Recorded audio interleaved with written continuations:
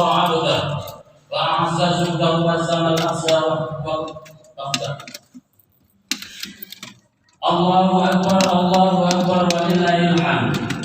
الحمد لله الذي أرسل رسوله بالهدى ودين الحق ليظهره على دين كله. أرسله بشيرا ونذيرا وداعيا إلى الله بإذنه وسراجا منيرا. أشهد أن لا إله إلا الله وحده لا شريك له شهادة موعظة للقوم ذكرا. وأشهد أن محمدا عبده ورسوله فاضل بني البدر. اللهم صل وسلم وبارك على سيدنا محمد وعلى آله وصحبه وسلم تسليما كثيرا. الله أكبر walillahil hamd.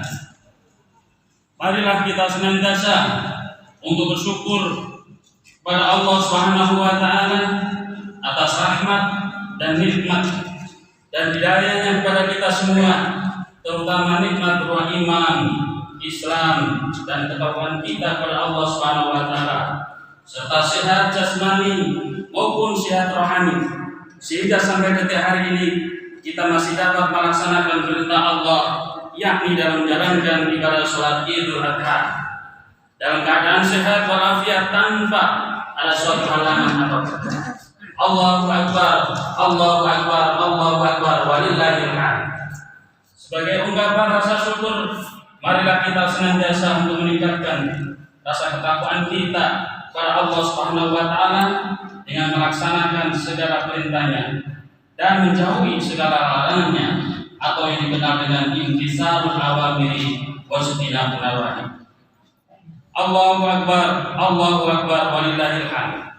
Marilah kita di Idul Adha ini selain menjalankan ibadah kita, tetap kita menjauhi apa yang dilarang oleh Allah Subhanahu wa taala. Baik dalam keadaan senang maupun dalam keadaan susah, sedih maupun gembira, sempit atau lapang di mana saja, atau dalam keadaan apa saja. Bahkan seorang dikatakan sebagai seorang mukmin apabila dalam segala tingkah laku dan perbuatannya mencerminkan amal soleh. Karena pada hakikatnya amal soleh adalah buah dari kesimpulan iman kita. Jadi setiap orang yang menyatakan keimanan pastilah akan melahirkan amal soleh. Oleh karena itu marilah kita selalu bertakbir, bertahmid dan memuji keagungan Allah Subhanahu wa taala, terutama dari raya Idul Adha ini, agar supaya hidup kita selalu mendapatkan kebahagiaan dengan cara meneladani kehidupan Nabi Ibrahim alaihissalam, yakni syariat dan haji yang secara bersamaan terjadi di bulan ini. Dua ibadah yang hanya bisa dilakukan di bulan Dzulhijjah, yakni dilaksanakan bagi umat Islam. Walillahi 'alan nasi hijjul baiti man istata'a ilaihi sabila. Allahu Akbar, walillahil hamd. Hari raya Idul Adha atau hari raya yang bersamaan dengan ibadah haji ini juga tidak lepas dari perjalanan hidup Nabi Ibrahim alaihissalam beserta keluarganya. Banyak peristiwa yang mewarnai kehidupan dan diabadikan dalam ritual ibadah haji dan kurban. Dengan mengenang perjuangan, kita bisa mampu mengambil ibrah atau hikmah dan nilai-nilai spiritual sebagai modal dalam motivasi kita dalam menjalani kehidupan ini, terutama mungkin yang berharap dan menanti-nantikan ibadah haji bagi umat Islam. Allahu Akbar, walillahil hamd. Dengan hari raya Idul Adha atau haji dan kurban yang secara bersamaan terjadi, marilah kita tingkatkan kesalehan sekaligus ketakwaan kita pada Allah Subhanahu wa taala terhadap semua perbuatan yang selama ini kita lakukan. Salat Id dan kurban perintah yang berurutan, artinya perintah ini perintah yang sungguh sangat, yang dikatakan perintah wajib atau orang lain menyebutnya sebagai sunat muakkad. Allahu Akbar, walillahil hamd. Karena itu di dalam Al-Quran, fasholli li rabbika wanhar. Ketika kita tidak melakukan sholat, maka berurutanlah kita. Setelah ibadah sholat kita adalah ibadah spiritual kita pada Allah, hubungan kita pada Allah. Wanhar adalah bagaimana kita berhubungan dengan manusia, yaitu berkorban. Allahu Akbar, walillahil hamd. Oleh karena itu, kita sebagai umat Islam tentu belum dikatakan keimanannya itu terjadi secara totalitas ketika kecintaan kita masih menempati di hati kita 100% kecintaan kita pada harta benda. Karena itu dalam mencintai dan puncak ketakwaan itu adalah sesungguhnya sebagaimana di dalam Al-Quran, "Lan tanalul birra hatta tunfiqu mimma tuhibbun." Kata Allah bahwa sekali-kali kamu tidak dikatakan sempurna imanmu mencapai puncak ketika kamu tidak mensedekahkan sebagian dari harta yang kita miliki. Sebagian itu adalah bisa dalam bentuk kita berkorban atau dalam bentuk sedekah yang lain. Ma'asyiral muslimin yang dirahmati oleh Allah, Allahu Akbar, walillahil hamd. Karena itu kita sebagai umat Islam mengedepankan sedekah adalah sebenarnya adalah untuk menolak bala atau disebut dalam faul bala, yaitu dengan bersedekah itu, dengan berkorban itu dapat menjauhkan kita dari bencana bahaya bagi diri kita sendiri. Dengan cara kita berkorban, meskipun rasa kita itu berat di dalam menjalankannya, manusia hampir dengan pendahulunya memiliki kesamaan apabila diperintahkan bersedekah merasa berat. Allahu Akbar, walillahil hamd. Kita tahu bahwa pada Idul Adha atau hari raya kurban juga tidak lepas dari cerita yang sering kita kenal di dalam Al-Quran. Bagaimana dalam peristiwa Qabil dan Habil, dua anak Nabi Adam alaihissalam. Dalam kisah dua anak ini memiliki karakter yang berbeda. Qabil merupakan seorang petani dan terbiasa mengelola hasil pertaniannya, sementara Habil adalah seorang peternak dan pengembara. Ketika keduanya diperintahkan berkorban, Qabil mengorbankan hasil pertaniannya dengan kualitas yang buruk. Ma'asyiral muslimin, Allahu Akbar, walillahil hamd. Sementara Habil mengorbankan peternakan, mengorbankan kambingnya yang gemuk. Pasca keduanya berkorban, dan apa yang dipersembahkan hanya korban Habil yang diterima oleh Allah Subhanahu wa taala. Sementara Qabil tidak diterima oleh Allah Subhanahu wa taala karena korbannya tidak didasari dengan keikhlasan pada Allah Subhanahu wa taala, sehingga korbannya ditolak.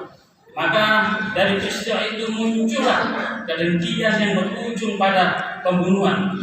Habil kemudian ujung-ujungnya dibunuh karena ketidakpuasan atas perilaku, atas kebijakan yang dilakukan oleh kesempatan para masa itu. Namun pada pendapat ulama lain bahwa kedengkian Qabil terhadap Habil bermula ketika Allah Subhanahu wa taala mensyariatkan Adam agar menikahkan putrinya dengan putri dari pasangan kembarnya yang berbeda atau yang bersilang sesuai dengan syariat pada masa itu. Allahu Akbar, walillahil hamd. Maka Qabil dijodohkan dengan bernikah dengan saudara kembar Habil, yaknilah budak yang menurut konon ceritanya kurang begitu paras, memiliki paras yang cantik. Sedangkan Habil akan dinikahkan dengan saudara kembar Habil, yakni Iklimah, yang memiliki paras yang cantik. Sementara Qabil bersikeras di dalam peristiwa ini atas keputusan ini, tapi Nabi Adam tidak memberikan izin untuk menikahi Iklimah, yaitu pasangan kembarnya. Ma'asyiral muslimin yang dirahmati oleh Allah Subhanahu wa taala. Jadi dalam peristiwa ini Nabi Adam dengan Siti Hawa selalu dalam kelahirannya selalu melahirkan kembar-kembar, sehingga memiliki potensi apabila disamakan maka itu akan menjadi masalah dalam saja. Konflik perselingkuhan pun tidak pernah dihindari, keluarga tidak bisa dihindari, namun kemudian Nabi Adam mengambil jalan tengah untuk menyelesaikan agar mereka berdua dapat rukun kembali, dan akhirnya dengan cara diminta untuk berkorban keduanya. Sebagaimana dalam firman Allah Subhanahu wa taala, "Watlu 'alaihim naba'na Adam bil haqqi idza qaraba qurbanan fataqabbala min ahadihima wa lam yataqabbal min akhar. Qala al-aqulana qala inna ma yataqabbalu minal muttaqin." Allahu Akbar, walillahil hamd. Dalam ayat ini memberikan suatu penjelasan. Kita diperintahkan dengan kata watlu memiliki makna yaitu mengikuti atau tala, berarti objek bacaan. kepada siapa dibacakan ini ayat kepada mereka, yakni orang-orang Yahudi, yaitu atau siapapun berita tentang kisah terjadinya kedua putra Adam, yakni Habil dan Qabil. Hak ketika keduanya mempersembunyikan guna mendengarkan atau mendekatkan diri kepada Allah Subhanahu wa taala, diterimanya oleh Allah kurban dan salah seorang dari mereka keduanya yakni Habil, dan tidak diterimanya oleh Allah dari yang lain yakni Habil. Melihat kenyataan ini, Qabil merasa iri dengki terhadap Habil dan berkata, "Aku pasti akan membunuhmu." Ancaman ini kemudian dijawab oleh Habil dengan harapan dapat melunakkan hati dan mengikis kedengkian dengan menjawab, "Sesungguhnya Allah hanya menerima korban dari orang-orang yang mencapai kesempurnaan di dalam takwa." Apa yang harus kita ambil dalam pelajaran ini, dalam kisah ini adalah apapun yang terjadi dalam kehidupan kita, baik dimulai dari keluarga, baik kita dalam kehidupan berbangsa, berpolitik dan bernegara, ketika kita menemukan suatu masalah, fa in tanaza'tum faruddu ila Allah, agar kita kembali kepada Allah sehingga permasalahan dan konflik bisa diselesaikan. Oleh karena itu, Nabi Adam pada masa itu tidak bisa menyelesaikan percekcokan atau permusuhan pada masa itu, maka jalan keluarnya ada berkorban. Bagi siapa yang korbannya diterima dari kedua putranya ini, maka itulah keputusan yang paling tepat, keputusan yang paling harus disepakati, keduanya harus menerima. Sekalipun Qabil menerima atas keputusan ini, keputusan yang diberikan oleh Allah Subhanahu wa taala bahwa hanya korban Habil diterima, namun di hati kecilnya tetap merasa tidak terima. Dan akhirnya perencanaan yang akan dilakukan, perencanaan pembunuhan itu kemudian berlanjut sampai pada kematian. Allahu Akbar, Allahu Akbar, walillahil hamd. Selain dari peristiwa tersebut, ibadah korban bermula dari peristiwa mimpi Nabi Ibrahim menyembelih Ismail. Konon Ibrahim merasa ragu, ia pun melakukan perenungan dan berpikir apakah ia benar-benar perintah dari Allah Subhanahu wa taala. Yang kemudian peristiwa itu dikenal dengan nama Tarwiyah, yakni hari perenungan. Hari perenungan inilah yang dinamakan atau kita disunahkan bagi umat Islam untuk berpuasa tanggal 8 Dzulhijjah. Sekalipun di Indonesia maupun di Arab melakukan perbedaan atau terjadi perbedaan waktu. Tentu sebetulnya kalau kita hitung memiliki kesamaan, tapi itulah Dzulhijjah. Kita tahu bahwa ada beberapa saudara kita di hari sebelumnya sudah berpuasa Tarwiyah, tapi dia sudah lebih cepat melakukan puasa Arafah. Yang penting di dalam kehidupan kita ini, perbedaan ulama adalah merupakan satu rahmat, ikhtilaf ulama rahmat. Atau idza hakama al-hakim fasada summa asaba falahu ajran. Ketika seorang berijtihad, maka apabila benar ijtihadnya dan benar apa yang dilakukan, maka dua pahala. Summa falahu ajrun wahid. Apabila orang yang berpendapat itu, yang sekali ulama apabila berpendapat salah di dalam memberikan keputusannya, maka dia masih mendapatkan sum'ah falahu ajrun wahid, masih mendapatkan satu pahala, pahala ijtihad, bukan pahala kebenaran. Allahu Akbar, Allahu Akbar, walillahil hamd. Jadi kesimpulannya adalah dua-duanya memiliki kebenaran dan insya Allah keduanya adalah termasuk ahlul jannah. Allahu Akbar, Allahu Akbar. Ma'asyiral muslimin yang dirahmati oleh Allah Subhanahu wa taala. Dengan segala peristiwa yang disebut dengan puasa Tarwiyah inilah, segala perenungan kemudian hilanglah keraguan itu, dan kemudian Nabi Ibrahim kembali bermimpi lagi dengan mimpi yang sama untuk menyembelih Ismail. Dan kali ini Ibrahim tahu kalau perintah itu adalah benar-benar perintah dari Allah Subhanahu wa taala. Peristiwa inilah yang kemudian dikenal dengan nama Arafah, atau umat Islam diperintahkan untuk berpuasa sunnah, yaitu puasa Arafah. Allahu Akbar, Allahu Akbar, walillahil hamd. Mimpi Nabi Ibrahim ini adalah mimpi yang diabadikan di dalam Al-Quran, sebagaimana yang tersebut, qala ya bunayya inni ara fil manam anni adbahtuka fanzur madza tara. Hai anakku, kata Nabi Ibrahim, sesungguhnya aku melihat di dalam mimpiku bahwa aku menyembelihmu, maka pikirkanlah apa pendapatmu. Sebagaimana kita ketahui bahwa mimpi para nabi adalah wahyu, dan Ismail pun mengetahui bahwa mimpi merupakan wahyu Allah. Dengan lantang Ismail menjawab Kecintaanku kepadamu, cintaku kepada Allah melebihi dari kecintaan pada jiwa dan diriku. Allahu Akbar, Allahu Akbar, walillahil hamd. Jawaban apa yang disampaikan oleh Nabi Ismail juga tertuang di dalam Al-Quran. Qala ya abati fa'al ma tu'maru satajiduni insyaallah minas shabirin. Hai bapakku, hai ayahku, laksanakanlah apa yang perintahkan padamu, engkau akan mendapatiku insyaallah termasuk orang-orang yang sabar. Allahu Akbar, Allahu Akbar, walillahil hamd. Kesabaran inilah sebagai puncak bagaimana kita menggapai ketakwaan itu sendiri. Dari peristiwa tersebut ada banyak yang bisa kita teladani. Demikian pula pada peristiwa super luhur yang terjadi pada Ali radhiyallahu anhu saat perang Khandaq bersama Nabi. Ketika mendapatkan suatu perlawanan, perang Khandaq adalah perang di mana yang juga disebut sebagai perang koalisi atau perang yang disebut dengan perang Al-Ahzab. Dari inilah Nabi banyak mengalami penderitaan. Ketika terjadi pengepungan di dalam parit yang berada di Madinah, maka ada salah satu suku atau salah satu prajurit dari pihak koalisi itu bisa memasuki arena di mana pertahanan Islam. Ketika itu terjadilah perang tanding antara Ammar dan Binwat atau disebut dengan orang penggit atau orang pembesar dari kelompok perang Ahzab. Di mana saat perang Khandaq dengan mudah dapat dikalahkan oleh Ali karena sudah berpengalaman di dalam perang tanding. Dan saat kesempatan untuk membunuh yang disebut dengan Ammar, kesempatan itu tiba, hampir saja menebas leher, namun Ali karena wajah menahan diri. Justru dia membiarkan dan tidak memperturutkan untuk membunuhnya.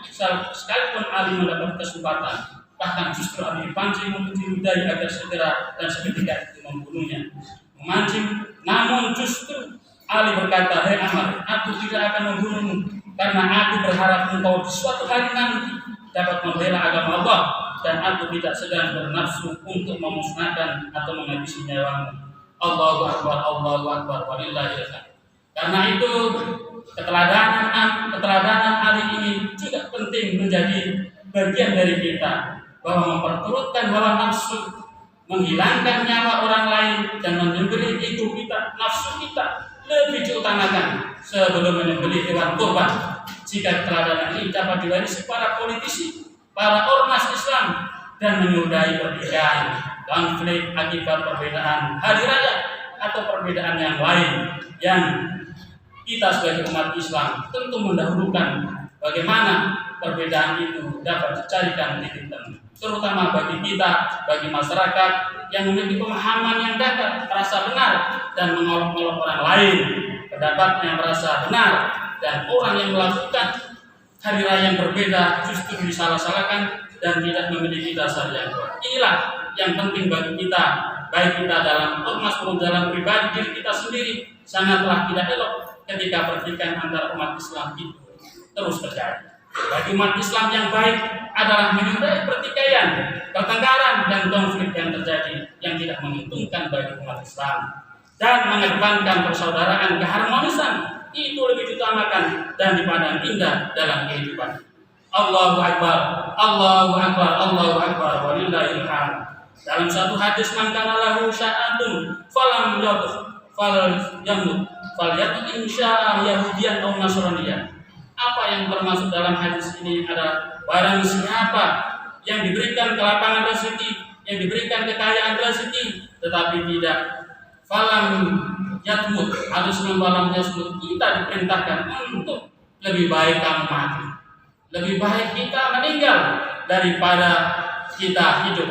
Yang diperintahkan oleh Allah adalah kamu akan masuk mati dalam keadaan insya Yahudian atau Nasrani, lebih baik kau mati dalam keadaan kondisi Yahudi atau Nasrani. Begitulah khutbah singkat ini memberikan keteladanan bagi kita agar orang yang memiliki kelapangan rezeki, memiliki keluasan rezeki, hendaklah berkorban, karena korban itu selain menolak barat, selain menolak bahaya bagi diri kita, juga menjadi perisai kita dalam meningkatkan keimanan dan ketakwaan kita kepada Allah Subhanahu wa taala. Karena itu, marilah dalam khutbah ini semoga Allah senantiasa menurunkan hidayahnya dan rezekinya kepada kita semua, sehingga kita dapat menjalankan tugas kita dengan baik dan mendekati kesempurnaan dengan ridhonya. Amal sholat kita dan ibadah kurban kita diterima oleh Allah Subhanahu wa taala, sehingga kita menjadi kategori orang-orang ahlul jannah. Allahu akbar, Allahu akbar, walillahil hamd. Barakallahu lakum fil Qur'anil azim wa nafa'ani wa iyyakum bima fihi min al-ayati wa dzikril hakim wa taqabbal minni wa minkum tilawatahu innahu was-sami'ul 'alim wastaghfiruhu innahu ghafurur rahim.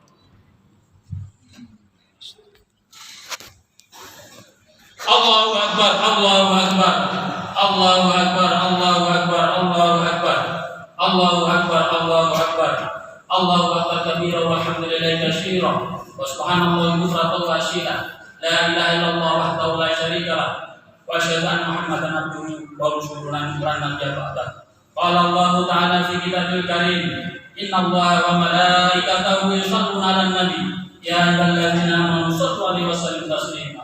Allahumma shalli 'ala sayyidina Muhammad wa 'ala ali sayyidina Muhammad kama shallaita 'ala sayyidina Ibrahim wa 'ala ali sayyidina Ibrahim fil alamin innaka Hamidum Majid. Allahumma ighfir lil muslimina wal muslimat wal mu'minina wal mu'minat al-ahya'i minhum wal amwat innaka sami'un qaribun mujibud da'wat wa qadiyal hajat bi rahmatika ya arhamar rahimin. Allahumma inna nas'aluka salamatan fid din wa afiyatan fil jasad wa ziyadatan fil ilmi ilman nafi'an wa barakatan fil rizqi rizqan wasi'an wa rizqan mubarak wa rizqan halalan thayyiban wa tawbatan qabla al-maut wa maghfiratan ba'da al-maut. Allahumma min 'alaina fi syafaratil maut wa najatan minan nar wa fa'al syar. Rabbana la tuzigh qulubana ba'da idh hadaytana wa hab lana min ladunka rahmatan innaka antal wahhab. Rabbana la tad'alna fi maqamina hadha dhanban illa ghafarta wa la 'ayban illa shatarta wa la maridan illa shafaita wa la tiflan illa rafaita wa la hajatan min hawaijil akhirati illa qadaitaha wa yassartaha bi rahmatika ya arhamar rahimin. Rabbana atina fid dunya hasanah wa fil akhirati hasanah wa qina adzabannar. Walhamdulillahi rabbil alamin. Ibadallah, inna Allah ya'muru bil 'adli